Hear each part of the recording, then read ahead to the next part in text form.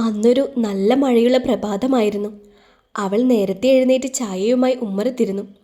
ഈശ്വരാ, ഇനി കുറച്ച് ദിവസങ്ങൾ കൂടിയുള്ളൂ. അമ്മയുടെ ഓപ്പറേഷനുള്ള തുക ഇനിയും കണ്ടെത്തിയില്ലെങ്കിൽ ഞാൻ തനിച്ചാകും. നേരം ഇത്രയായിട്ടും അമ്മ എന്താണ് എഴുന്നേൽക്കാത്തത്? അവൾ ചായക്കപ്പ് അവിടെ വെച്ച് അമ്മയുടെ അടുത്തേക്ക് നടന്നു. അമ്മ പുതച്ചു മൂടി കിടക്കുകയാണ്. അവൾ പതിയെ വിളിച്ചു. അമ്മ അവൾക്ക് നേരെ തിരിഞ്ഞപ്പോഴാണ് മൂക്കിൽ നിന്ന് രക്തം വന്നതിൻ്റെ പാടുകൾ അവൾ കണ്ടത്. അവൾ പേടിയോടെ അമ്മയെ വിളിച്ചു. അമ്മേ, അമ്മേ! ഇത് പിന്നെയും! അവളുടെ വെപ്രാളം കണ്ട് അമ്മ അവളുടെ കൈകളിൽ പിടിച്ചു. നീ എന്തിനാ മോളെ പേടിക്കുന്നത്?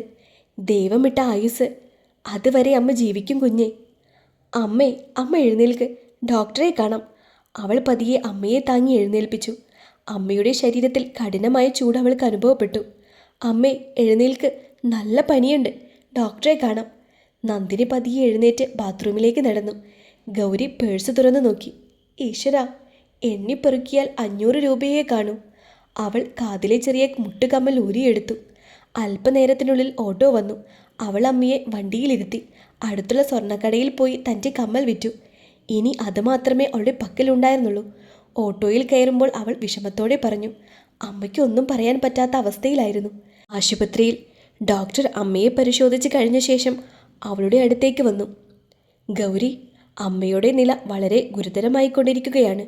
ഇനിയും ഓപ്പറേഷൻ വൈകിയാൽ അമ്മ പിന്നെ... സാർ, പ്ലീസ്, എങ്ങനെയെങ്കിലും എൻ്റെ അമ്മയെ രക്ഷിക്കണം. സോറി ഗൗരി, പണം അതൊരു വലിയ വില്ലനാണ്. ഈ ഓപ്പറേഷൻ ഞാനല്ല ചെയ്യുന്നത്, പുറത്തു നിന്നുള്ള ഡോക്ടർമാരാണ്. അവർക്ക് ഗൗരിയുടെ അവസ്ഥ അറിയില്ലല്ലോ. ശരിയാ, അവൾ കണ്ണുനീർ തുളച്ചുകൊണ്ട് പറഞ്ഞു. പിന്നെ ഗൗരി, ഞാൻ പറഞ്ഞ ആ വ്യക്തിയെ ഒന്ന് പോയി കാണാമായിരുന്നില്ലേ? ദേവ് മനുഷ്യൻ ആ വലിയ മാളികയിൽ നിന്ന് എന്നെ ആട്ടിവിട്ടതുപോലെയായി. എത്ര നോക്കിയിട്ടും അവിടെ ജോലി കിട്ടിയില്ല. ഓ, ഈ ദേവൻ ആള് കുറച്ച് സ്ട്രിക്റ്റാണ്. അയാളുടെ അമ്മ ദേവിക ഒരു പാവമാണ്. പുള്ളിക്കാരിയെ കയ്യിലെടുക്കാൻ പറ്റിയാൽ നല്ലതാ. ദേവികയോ? ആ സ്ത്രീയെ എങ്ങനെ കാണാൻ പറ്റും? ദേവിക മാം എല്ലാ ഞായറാഴ്ചയും ദേവ്മാളിൽ വരും. അവിടെ വെച്ച് കാണാൻ പറ്റും. എന്തായാലും ദേവനെ പോലെയല്ല ദേവിക മാം. അയാളുടെ പ്രശ്നങ്ങൾക്ക് ഒരു പരിഹാരമുണ്ടാകും. പിന്നെ എന്തെങ്കിലും ചെയ്യുകയാണെങ്കിൽ പെട്ടെന്ന് വേണം. അമ്മയുടെ കാര്യമാണ്. Okay sir. അവർ ആശുപത്രിയിൽ നിന്ന് ഇറങ്ങി വീട്ടിലെത്തി. അമ്മ ഇവിടെ കിടന്നു. ഇന്ന് ഫുൾ റെസ്റ്റ് ആയിക്കോട്ടെ. അമ്മയ്ക്ക് നിർദ്ദേശം നൽകി അവൾ അവിടെ നിന്ന് പോയി.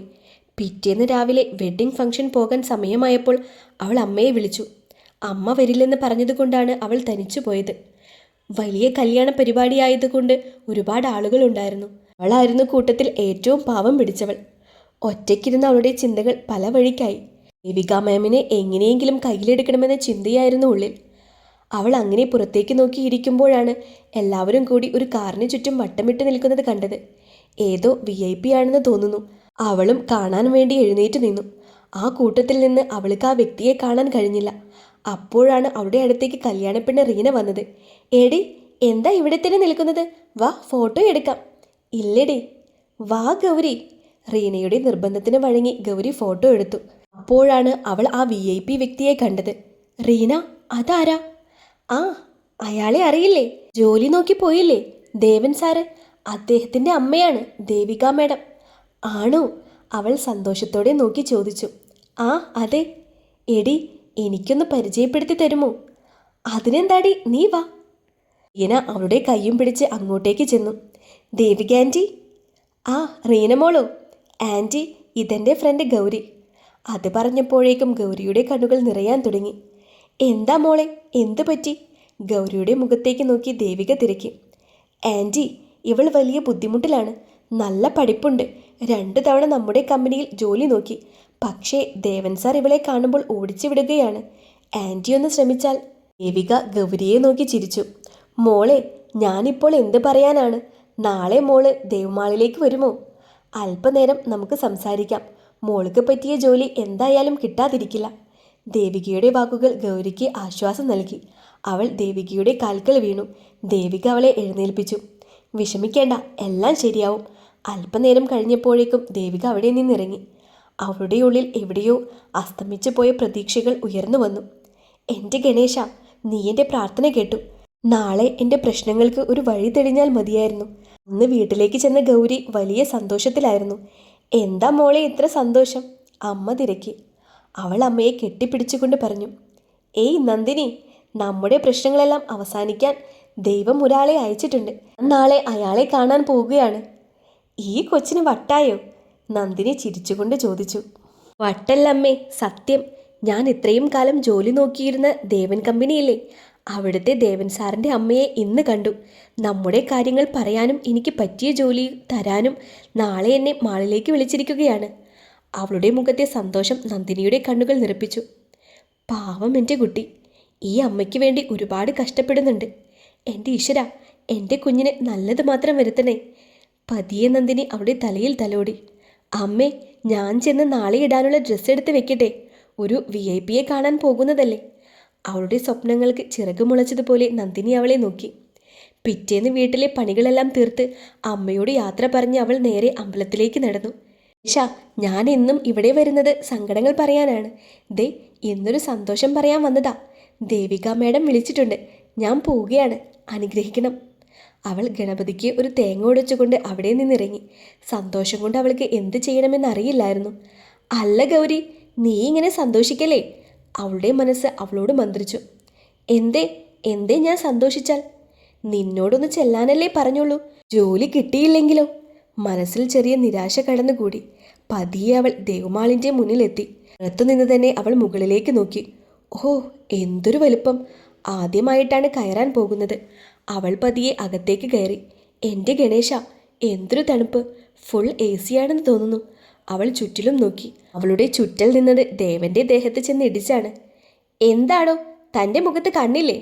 ദേവൻ അവൾക്ക് നേരെ ചാടി. സോറി ഡോ, താൻ പിന്നെയും? Sir sorry. തനിക്കെന്താ ഇവിടെ കാര്യം? അത് പിന്നെ. അപ്പോഴേക്കും ആളുകൾ തടിച്ചുകൂടി. തന്നോടാ ചോദിച്ചത് സാർ. അവൾക്കൊന്നും പറയാൻ കിട്ടുന്നുണ്ടായിരുന്നില്ല. അപ്പോഴാണ് ആൾക്കൂട്ടത്തിനിടയിലേക്ക് കുറച്ച് സെക്യൂരിറ്റി ഗാർഡ്സുകൾ വന്ന് വഴിയൊരുക്കിയത്. ആ വഴിയൊരുക്കിയത് ദേവിക മാമിന് വേണ്ടിയായിരുന്നു. അവൾ ദയനീയമായി മാമിനെ വിളിച്ചു. മാം. മോളെ ഗൗരി, എന്തു പറ്റി? വാറ്റ്? മോളെ ഗൗരിയോ? ദേവൻ ചോദിച്ചു. എന്താ ദേവാ ഇത്? ഇതൊരു ഷോപ്പിംഗ് മാളല്ലേ, ഇവിടെ പലരും വരും. നീ അവരോടൊക്കെ ഇങ്ങനെ ദേഷ്യപ്പെട്ടാൽ എങ്ങനെയാ? ഇവളോട് എനിക്ക് എന്തെന്നില്ലാത്ത ദേഷ്യമാണമ്മേ. എന്തിന്? I don't know. പാവം കൊച്ചാടാ. ദേ, എല്ലാവരും പിരിഞ്ഞു പോകണം, സെക്യൂരിറ്റി ഗാർഡുകൾ പറഞ്ഞു. എല്ലാവരും പോയി. മോള് വാ. അമ്മ എന്താ ചെയ്യാൻ പോകുന്നത്? ദേവാ, നീയും വാ.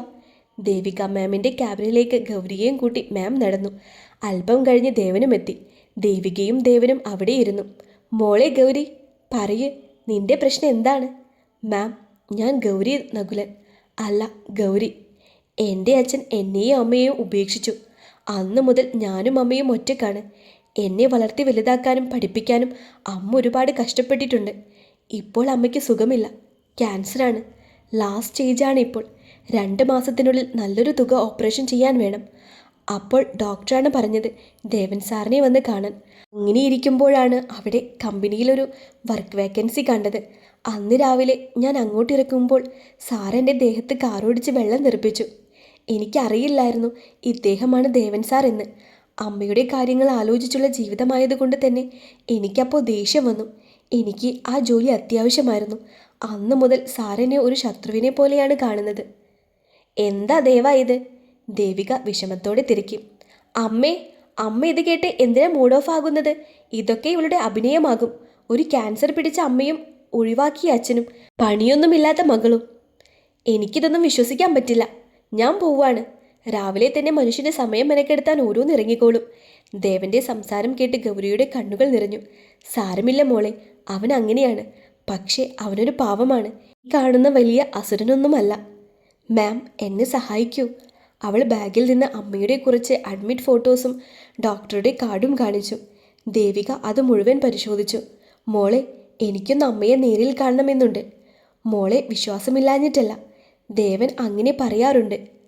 അതിനെന്താ മാം, വീട്ടിലേക്ക് വരുമോ ഇന്ന്? ഇന്ന് സമയമില്ല, കുറച്ച് സമയം മതി മാം. എനിക്ക് ജോലി അത്യാവശ്യമായതുകൊണ്ടല്ലേ. ഓക്കെ, ഞാൻ വരാം. അവിടെ നിന്ന് ദേവികയുടെ കാറിൽ കയറി അവർ വീട്ടിലേക്ക് യാത്ര തിരിച്ചു. ആദ്യമായിട്ടാണ് ഒരു വലിയ വ്യക്തിയുടെ കൂടെ കാറിൽ, അതും സാധാരണ കാറല്ല, ആഡംബര കാറിൽ. പതിയെ കാർ വീടിൻ്റെ മുറ്റത്ത് നിർത്തി. ഇതാണോ മോളെ വീട്? ദേവിക ആ ചെറിയ വീട്ടിലേക്ക് കയറി. മാളികയിൽ ജീവിച്ച ദേവികയ്ക്ക് അത് കണ്ട് വിഷമം തോന്നി. ഗൗരി പതിയെ വാതിലിൽ മുട്ടി. അമ്മേ, ദേ വാതിൽ തുറന്നേ, ആരാ വന്നിരിക്കുന്നതെന്ന് നോക്കിയേ. നന്ദിനി പതിയെ എഴുന്നേറ്റ് വന്ന് വാതിൽ തുറന്നു. അമ്മേ, ദേ ദേവിക മാം, നമ്മുടെ കാര്യങ്ങൾ അറിയാൻ വന്നതാ. സങ്കടവും സന്തോഷവും അടക്കി പിടിച്ച് ഗൗരി പറഞ്ഞു. നന്ദിനിയും ദേവികയും മുഖത്തോട് മുഖം നോക്കി ആശ്ചര്യത്തോടെ നിന്നു. ഇവർക്ക് പിന്നിൽ മറ്റൊരു കഥയുണ്ടായിരുന്നു.